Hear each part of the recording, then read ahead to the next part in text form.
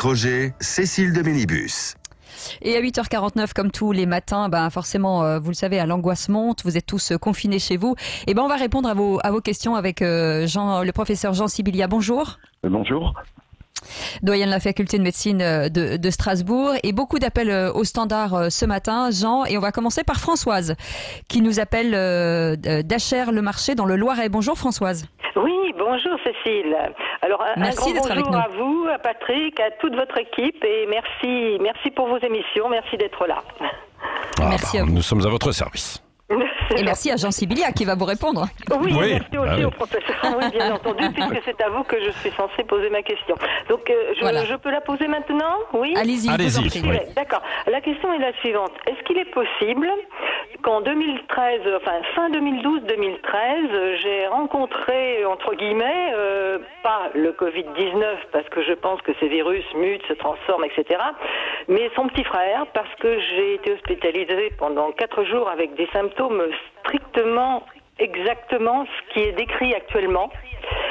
Et à la fin, quand j'ai demandé quel virus j'avais eu, on m'a dit avec certitude, c'est pas le virus de la grippe, mais on ne sait pas ce que c'est.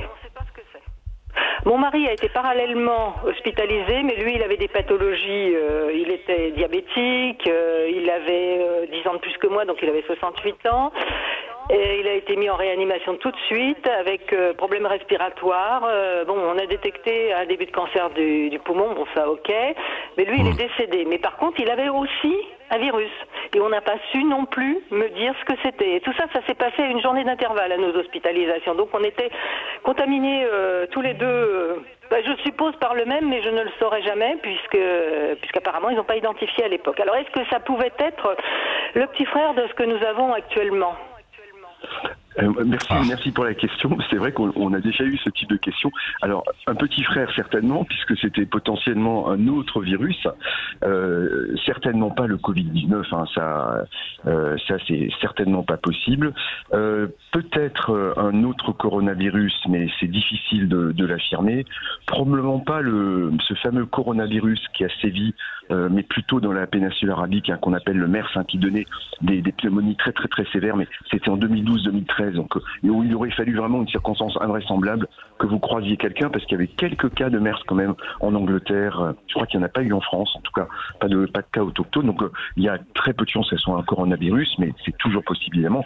Sinon, évidemment, vous avez pu être touché par un de ces innombrables virus capables de donner des pneumonies. La grippe est un de ces virus, c'est le plus célèbre, mais il y en a d'autres. Il y a des virus qui touchent plutôt les enfants, d'autres qui touchent plutôt les adultes. Vous savez que le monde des virus est un monde innombrable. On a de très très très nombreux virus qui touchent le poumon, donc c'est probablement un autre virus. Si on vous a dit que c'est pas la grippe, c'est qu'on a fait le test à l'époque. Ça aurait été la meilleure hypothèse, évidemment.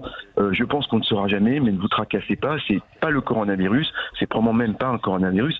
C'était peut-être même une bactérie. On peut discuter, mais ça peut-être que les médecins vous l'auraient dit à l'époque. Donc ne vous tracassez pas. Si ça guérit, il n'y a pas de séquelles et je pense pas qu'il y ait une épidémie autour de chez vous. Donc probablement que ça n'était pas un virus, si c'était un virus très transmissible. Donc vous pouvez être rassuré quelques années après. Jean, je rebondis sur la question justement, mais pourquoi un virus se propage et pas un autre? Pourquoi vous dites qu'il y a beaucoup de virus aujourd'hui, pourquoi il se propage plus que d'autres? Alors, il faut 2 choses pour qu'un virus se propage. Il faut d'abord qu'il soit transmissible d'homme à homme. C'est pas forcément évident. Donc, c'est la transmissibilité interhumaine. Pour que, deuxième facteur, il faut que cette transmissibilité ait un facteur de contagiosité très important, ce qui est le cas de Covid-19. Vous voyez, si c'est un virus qui est peu contagieux, il peut se transmettre avec ce fameux R0 autour de 1 ou inférieur à 1 et il disparaît très rapidement.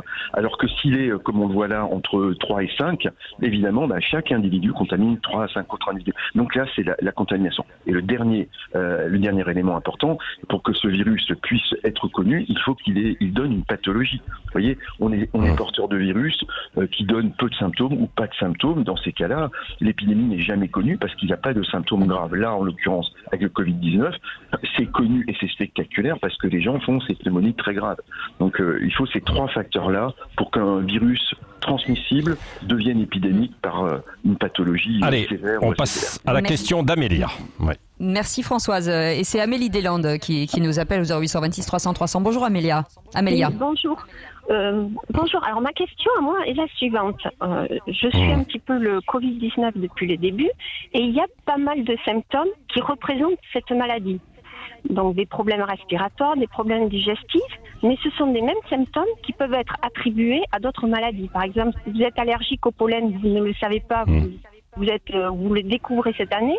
Donc ma question est la suivante. Comment peuvent-ils savoir que c'est vraiment le Covid-19 et pas une autre maladie? Parce qu'il y a tellement de similitudes avec d'autres maladies. Quelle est la certitude qui dit lui c'est le Covid-19 et lui c'est peut-être pas une allergie au pollen qui déclenche pour la première fois ou un gros rhume où vous avez les glaires qui tombent dans les poumons et qui vous empêche de respirer avec une fièvre. Vous voyez ce que je veux dire? Donc qu'est-ce qui fait qu'on va savoir qu'un tel c'est le Covid-19 et l'autre ça va être une pathologie qu'on peut soigner différemment? Voilà, ma question elle est là. Oui, une question très simple. Je vais faire une réponse extrêmement simple, puis peut-être donner quelques éléments complémentaires. La seule certitude qu'on ait, c'est si on identifie le virus par le test PCR direct. Donc c'est la seule certitude. Si vous avez des symptômes, vous toussez, vous avez de la fièvre, vous avez des douleurs musculaires, des maux de tête, évidemment ça peut être lié à des tas de choses, à des tas de bactéries, de virus et d'autres situations. La seule certitude pour qu'on soit absolument sûr que ce soit le Covid-19, c'est faire le frottis dans le nez, vous savez, le petit test, les couvillons, et identifier le virus. C'est la seule certitude. Et évidemment, ça ne peut pas se faire tous les jours. Donc les médecins, vos médecins, ont à peu près maintenant identifié la photographie de Covid-19. Donc on peut aussi quasiment s'en assurer.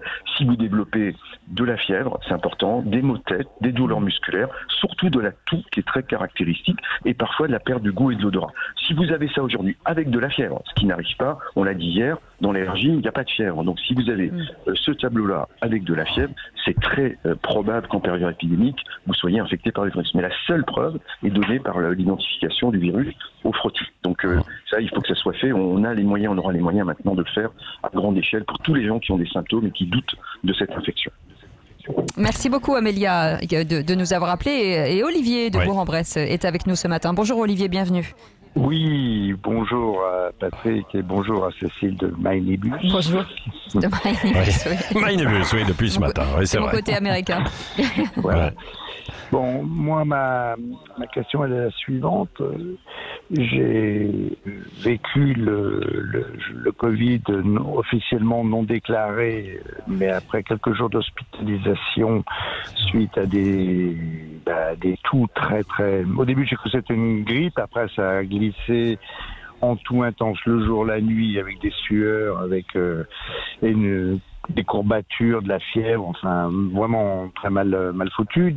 Un traitement antibiotique en premier lieu, après de la cortisone, aucune progression. Et donc à l'hôpital, test négatif du Covid, une fois, 2 fois. Ouais.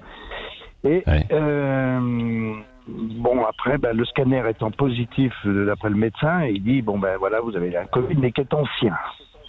Donc ça, depuis le, on va dire, je suis rentré à l'hôpital le 23 mars et je suis resté 4 jours. Bon, moi la question, je voudrais savoir simplement si cette virus qui se balade toujours en moi et qui me lâche pas tranquillement, parce que je suis toujours essoufflé, extrêmement fatigué. Ouais, on voit. Voilà, ou si c'est les séquelles de celui-ci avec lequel je vis. Qui continue à vous perturber. Voilà, et surtout combien de temps ça peut rester. Parce que au jour d'aujourd'hui, c'est compliqué. J'ai une petite entreprise, je suis artisan. C'est compliqué de travailler dans ces conditions. Voilà, tout à fait. Oui. Ouais. Jean Sibilia. Jean Sibilia. Ouais. C'est une question qu'on va beaucoup se poser probablement dans les prochaines semaines après une infection certaine ou quasi certaine, parce que vous avez quand même fait l'ensemble des symptômes qui caractérisent l'infection par Covid. Et comme vous le dites, une image du poumon, un scanner du poumon qui était très en faveur. C'est beaucoup d'éléments qui font penser quand même que vous avez fait avec certitude un Covid-19. Je mets juste un petit bémol, parce qu'on l'a observé chez nous, on l'a observé partout. Dans cette période de février à mars, avril, il y a eu d'autres syndromes respiratoires. Il n'y a pas que du Covid, il y a des gens qui ont fait des pneumonies bactériennes, il y a des gens qui ont fait des tas de choses qui donnent exactement les mêmes symptômes. Hein.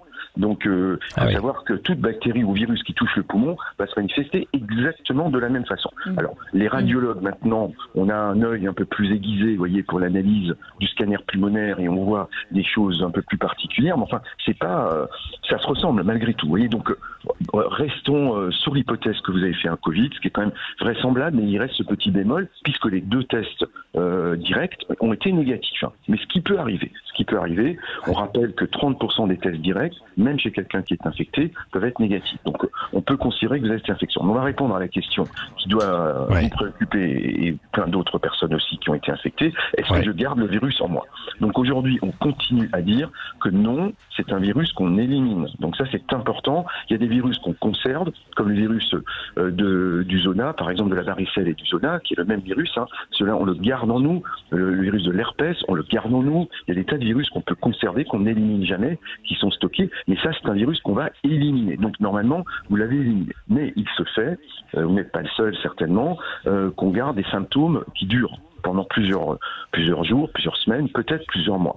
Et c'est là qu'il faut revoir avec votre médecin, pneumologue en l'occurrence, pour savoir pourquoi vous restez essoufflé. Quand je dis pneumologue, c'est pneumologue et cardiologue. Parce que l'essoufflement peut être soit une atteinte du poumon, soit une atteinte du cœur, ou les deux d'ailleurs. Donc il faut expliquer pourquoi vous êtes essoufflé. Et là, il y a plusieurs explications. Soit il y a une petite souffrance du cœur en raison de l'infection ou d'un autre phénomène, ou alors le poumon a été lésé, vous le dites, et le poumon peut présenter ce qu'on appelle une petite fibrose. Vous voyez, le poumon s'épaissit, donc l'oxygène traverse moins bien. C'est des séquelles qui peuvent exister, qui existent, mais il faut le savoir. Donc je pense qu'à ce stade-là, il faut vraiment revoir votre médecin, votre pneumologue. Pourquoi vous êtes essoufflé? Et à partir de là, on peut raisonner. Mais logiquement, vous ne devriez plus avoir de virus. De plus, il n'a pas été identifié, puisque les 2 prélèvements qui ont été faits, c'est des prélèvements négatifs. Donc on peut considérer que le virus n'était pas présent. Après, il y a des cas, évidemment, on peut refaire un 3e frottis. Le 3e frottis peut être positif, on peut le faire. Mais c'est votre pneumologue et votre médecin qui vont guider les choses. Et puis il y aura peut-être, Jean Sibilia, on terminera là-dessus, les tests sérologiques aussi qui permettront de savoir véritablement. Oui, absolument. Oui, absolument. A posteriori. Ça n'expliquera pas les symptômes évidemment pulmonaires ou cardiaques. Par contre, ça permettra de savoir avec certitude si l'infection initiale était bien une infection Covid. Absolument. Merci beaucoup de nous avoir éclairé, d'appels. Jean Sibilia, puisqu'on est vendredi, vous êtes Beatles ou vous êtes Rolling Stone, vous? Beatles, ouais. Beatles. Ah oui, sans voilà, pour nous donner du courage. Parce que Jean Sibilia va certainement travailler encore ce week-end, comme pratiquement tous les week-ends. On va lui donner de la force. Merci, c'était très gentil. Merci à vous, merci à tous. Merci Jean Sibilia, passez un bon week-end. Et on vous retrouve lundi matin pour de nouvelles questions. Vous avez gagné, Cécile. Vous avez gagné avec Jean. Vous êtes plus Beatles. Oui, bien sûr. J'ai vu. Je vais prendre ma revanche dans l'heure qui vient. Vous allez voir. Mais je suis l'assistante du professeur Jean Sibilia. On va demander à Philippe Bilger. Je ne sais pas ce qu'il en pense, Philippe Bilger, qui sera avec nous dans 10 minutes.